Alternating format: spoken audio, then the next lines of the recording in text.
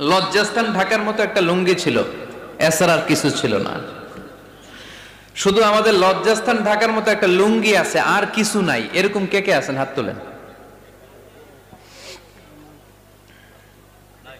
কেউ নাই। তার মানে আল্লাহ আমাদের অনেক দিয়েছে, ঠিক কিনা? মদিনার সবচেয়ে গরিব সাহাবীর নাম বেলাল রাদিয়াল্লাহু তাআলা আনহু। লজ্জাস্থানটা ঢাকার কাপড় ছাড়া তার কিছু ছিল না। ওই বেলাল রাদিয়াল্লাহু তাআলা আনহুকে ডেকে বিশ্বনবী বললেন, আনফিক ইয়া বেলাল, ও বেলাল তুমিও আল্লাহর রাস্তায় দান করো।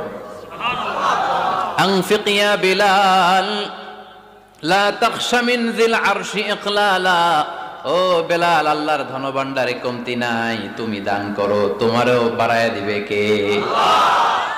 যে বেলাল রাদিয়াল্লাহু তাআলা আনহু লুঙ্গিটা পরা ছাড়া আর কোনো সম্পদই ছিল না, এই লুঙ্গিটাই সম্পদ, আর কিচ্ছু নেই। ওই বেলালকে বিশ্বনবী বলেছেন, দান করো বেলাল, কিপটা